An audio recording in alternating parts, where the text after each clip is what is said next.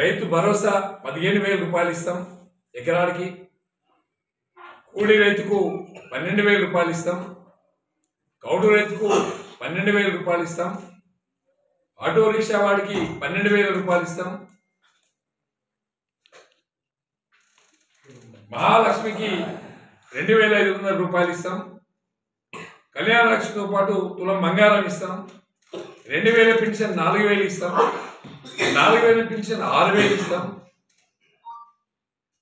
విద్యార్థులకు 5 లక్షల రూపాయలు ఇస్తాం. నిరుద్యోగ భృతి ఇస్తాం. 2 లక్షల ఉద్యోగాలు ఇస్తాం. ఇట్లా హామీలు వర్షము ఏ విధంగా వస్తుందో అట్లాంటి హామీలు ఇచ్చింది. అధికారంలోకి వచ్చింది, ఇచ్చి హామీలు ఇచ్చి అధికారంలోకి వచ్చింది. ఇచ్చి ఇప్పటి వరకు కూడా ఎక్కడ కూడా ఎలాంటి హామీలు అమలు కావట్లేదు. అది కాకుండా డిసెంబర్ 9 పార్లమెంట్ ఎలక్షన్లలో లక్ష్మీ నరసింహస్వామి మీద ఓటు పెట్టుకున్నావు, ఏడుపాయల దుర్గమ్మ మీద ఓటు పెట్టుకున్నావు, మెదక్ చర్చి మీద ఓటు పెట్టుకున్నావు, లక్ష్మీ నరసింహస్వామి మీద ఓటు పెట్టుకున్నావు. ఎక్కడ దేవుళ్ళు ఉంటే ఎక్కడ నువ్వు పోతే అక్కడ ఓటు పెట్టుకున్నావు. ఇప్పటి వరకు పార్లమెంట్ ఎలక్షన్ అయిపోయి మళ్ళీ 9 నెలలు అవుతుంది. ఎక్కడ కూడా హామీలు అమలు కాలే. మళ్ళొక్కసారి తెలంగాణ ప్రజల్ని వంచడానికి గ్రామ సభలు ఏర్పాటు చేసినాం.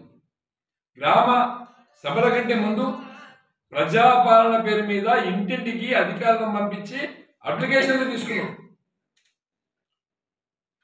అప్లికేషన్లు తీసుకొని పెన్షన్ ఇస్తాం. భూమి లేకపోతే ఇందిరమ్మ ఆత్మీయ భరోసా కింద 12,000 రూపాయలు ఇస్తాం.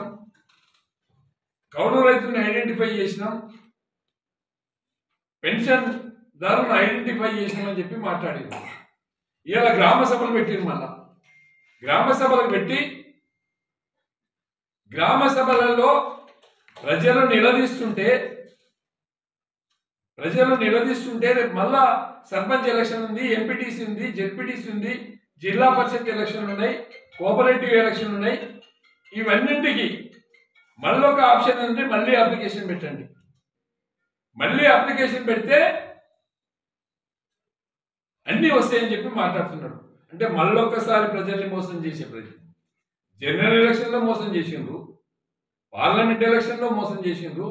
ఇప్పుడు గ్రామాలలో సర్పంచ్ గెలవాలంటే మళ్ళీ నువ్వు అప్లికేషన్ పెట్టుకున్నావు కదా, నాకు ఓటు వేస్తేనే నీకు వస్తుంది అని ప్రజల్ని మభ్యపెట్టి ప్రలోభ పెట్టే ప్రయత్నం చేస్తా ఉన్నారు.